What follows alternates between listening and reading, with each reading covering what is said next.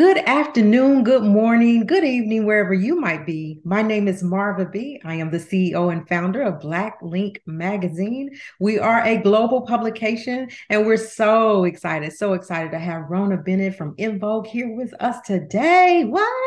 What? Welcome. Thank you very much. It's my pleasure to be here.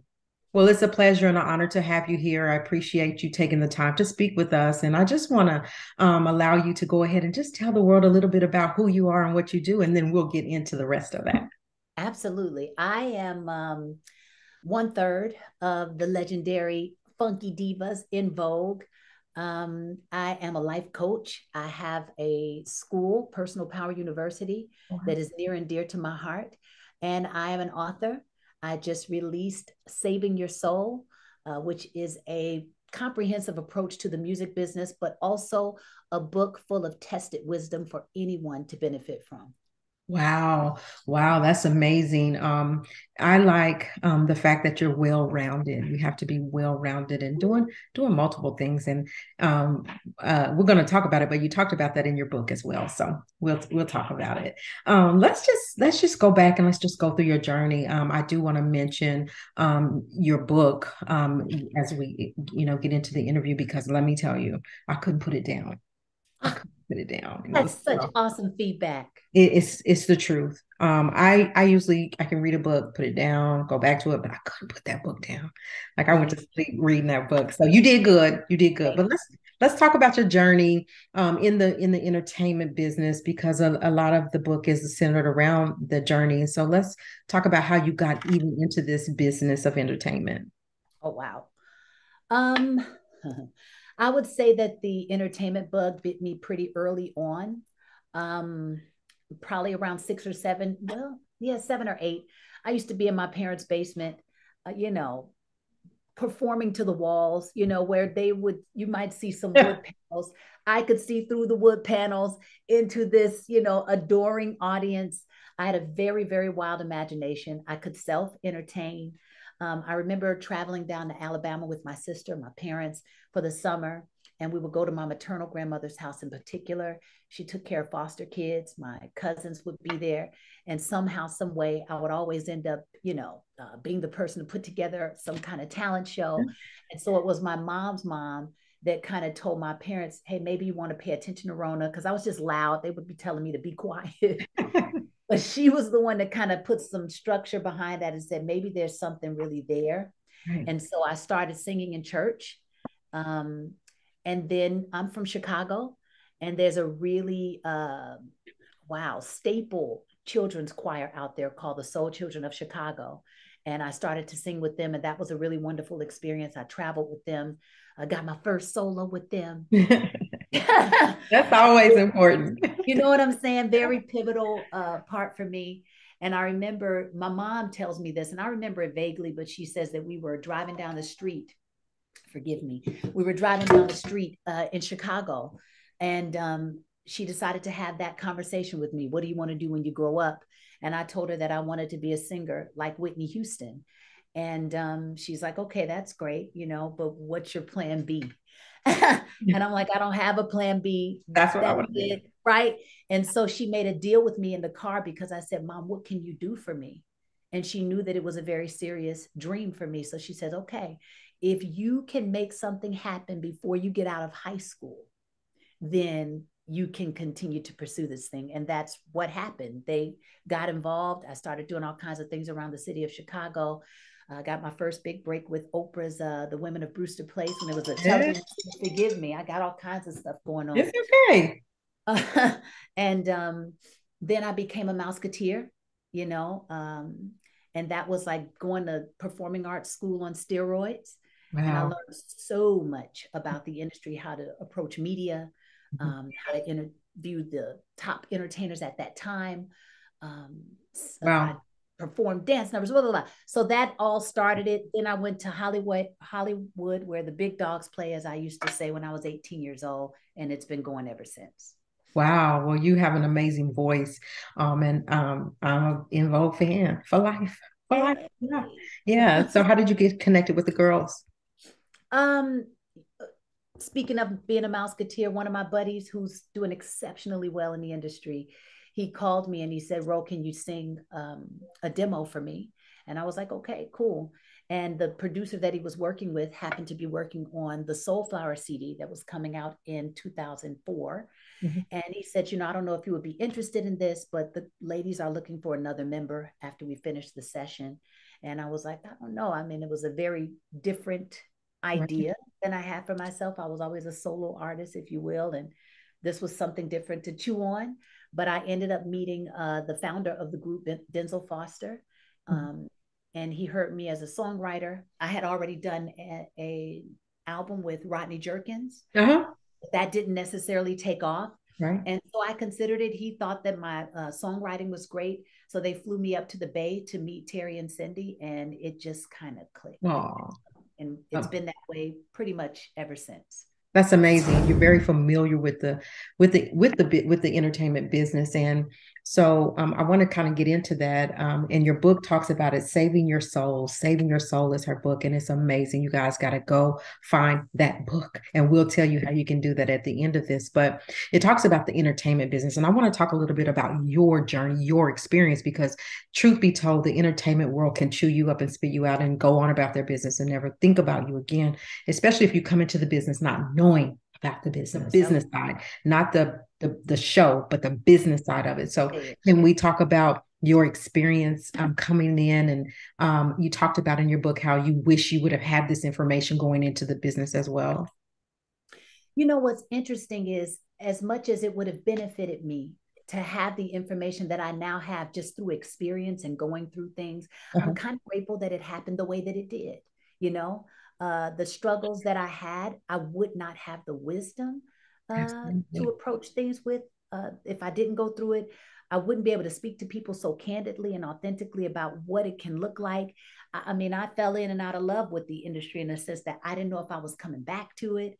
um, when I was running into my financial skid mark, I'm like, yo, what's going on? I Yeah. got my first regular job in my 30s because I'd only been doing entertainment all my life.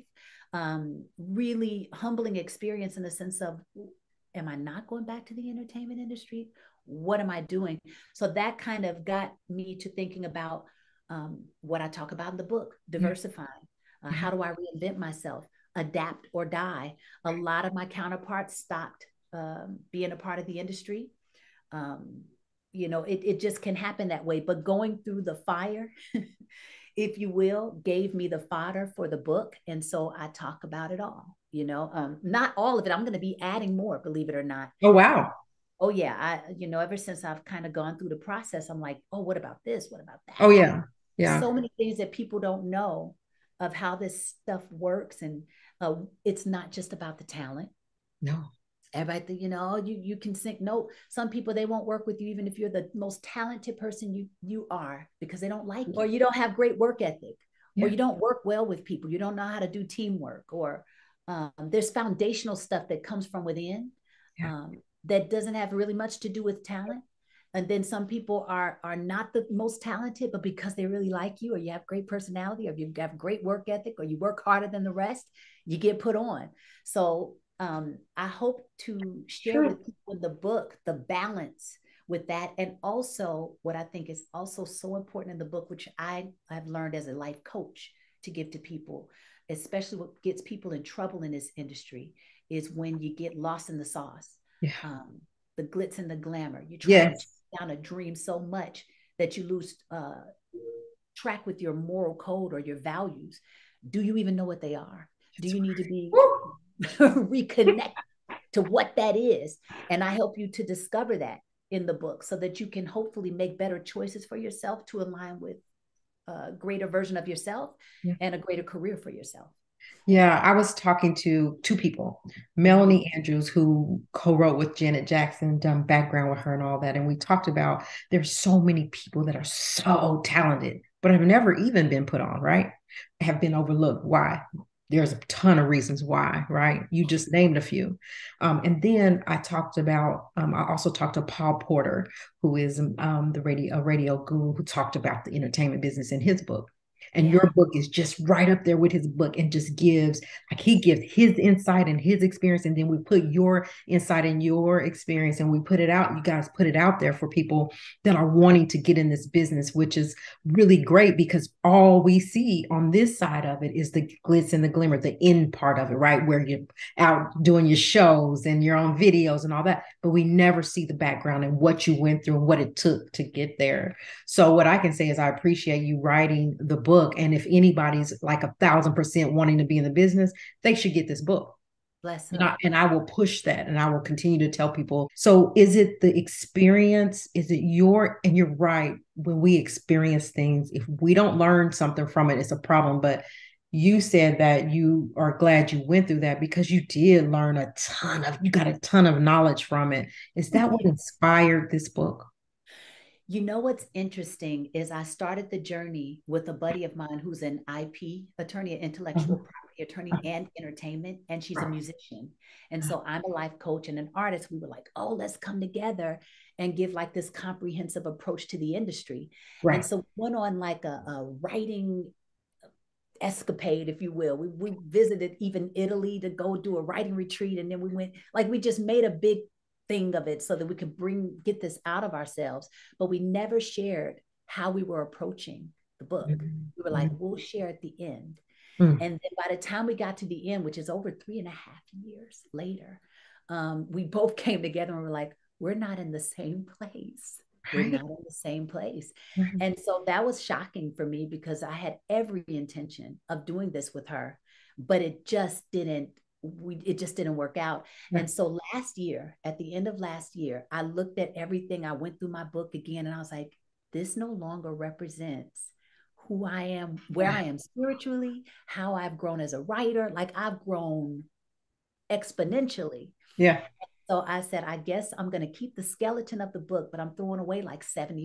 And I Wow. went into a cocoon and started to pour out of me. Well, what does this need to say? Well, what do I want people to have from me? What do they need?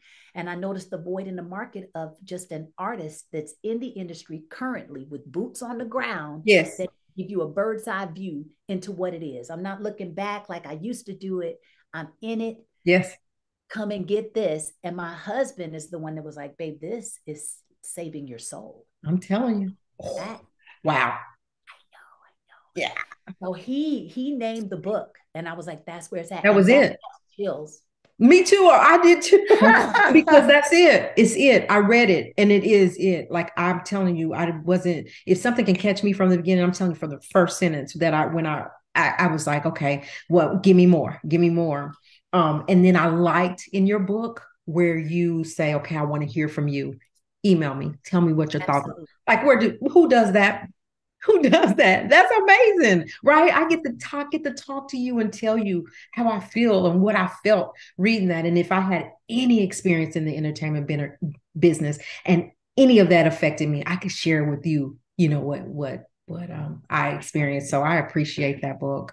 Well, Um, thank you. tell me, what is you said you've grown, right? Yes. And you're not the same person. What do you want? What do you clearly want the world to know about Rhona Bennett? OMG, that's the first time somebody's asked me that. What do I want them to know about me? That I am a work in progress, that this is heart work for me. Love it. So it's not coming from a space of needing to make money from it per se, although that's a part of what I thank God. I thank God that this is not my bread and butter. He's taking care of me in another way. So Yeah, I can truly just pour into this space from the most authentic aspect of me to help whoever needs it. I think so many people need a mentor. They don't know where to go. They don't know if they're getting authentic information. They absolutely. don't know if somebody has some kind of ulterior motive on the other side of it. No, just hard work for me. I love it. Like I love you. I love it. I love you back. Thank I you. do. Gosh, like and then I felt that in your book, right? I felt that. That's why people you gotta go get the book. Go ahead and tell the world where they can find your book. Well, you can find the hard copy and soft at ronabennett.com. I have the Kindle version at Amazon, and I did an Audible version. You So did. look at the audiobook. So for those of you who feel like I don't have time to read, turn your car into a mobile university, turn that thing on and get it in. I love it. I love who you stand for. Tell me what is going on with EnVogue and what's next for you guys? What's next for Rhona Bennett? What is next for Rhona is I'm going to expand on this book. Okay, I've been that'll work. inspired. I am going to be going around, hopefully doing workshops with Saving Your Soul. I intend to expand on what this is. It's starting to be a brand, really, because Yeah. there's so much I want to do as a coach in this and as an artist. And then within Vogue, I mean, we're getting ready to do new music. We had a Can't wait. dynamic year this year. We did so much. I mean, from The Masked Singer The to Masked Singer, yes. That's cool. crazy. Yeah. Did But you enjoy? Was it fun? it was a blast. You know what? We all grew because it challenged us so much. We were under these costumes. We were already freaking out. Where we normally are able to see each other and feed off of each other's Yeah, energy, we couldn't see one another. that's Then you have to do funny. it in this one take. And I'm like, that really pushed me beyond another fear barrier. They let us work with this amazing vocal coach, Tim. He was fantastic. He pushed us. I found other aspects of my voice in the Wow. Masked Singer. Yeah, I was like, what an I experience. I loved it. You guys, you killed it. I was like, what? I'm just thankful that you guys are still here, still relevant, Right. because again, whenever you talk about the entertainment business, you see people come out here and they are lit, they are fired, their voices are on point for one song and go away. And Come a on. lot of that you can pay that to not knowing about the business side of the entertainment world. And you wonder, dang, they were so good. Where did they go? Just a one hit quitter. So I'm thankful that you guys are still around. I'm blessed that you are here with Black Link Magazine. We support you in everything that you do. We will be putting your book on a website so that Thank people can go out there. We'll put the link where they can purchase it. I'm gonna be talking about this book probably on you. every Thank every you. interview because we are Black Link Magazine is engulfed in entertainment. So with that said, what is one last thing of advice, one last piece of advice that you could give someone that wants to get in this business but that hasn't read your book yet? What do you want to pull out and give to them? Um, wow. Oh my goodness. Just endeavor to continue being the next greatest version of yourself. And within that, hopefully you can express art through that, you know? You're so brilliant. Okay. Oh, thank you. I like it. I Oh, like it. You sweet. guys, listen. Again, Miss Rhona Bennett. Really quick before I go, how was it working with Brewster's Place and working with Oprah Winfrey? You know what? It was such a treat because, of course, she was in her heyday, right? Yeah. Harpo Studios, and uh, Yes. just amazing to be around her greatness and Yeah. what she's been able to do, and she was warm. Oh, Um, I just an incredible experience. My first big break, yeah. and so that's a great foundational piece for me that I can take with me until. Well, bless you. You guys, listen. We're gonna go for now. Remember, respect yourself, respect each other. Rhona, how can they find you on all social media sites? Well, definitely come visit me at rhonabennett.com. All my social media handles are there. But if you're like I want to just go straight there, official Miss R&B, that's MISSR, the letter N and B on Instagram. I think it's just Miss R&B on Twitter. And then just find me at Rhona Bennett 7 on Facebook. Just All right. All right. We'll be following you. We appreciate you again. Have a wonderfully blessed holiday. And we'll be looking for the next part of that book. We will be following you. You guys take care. Bye.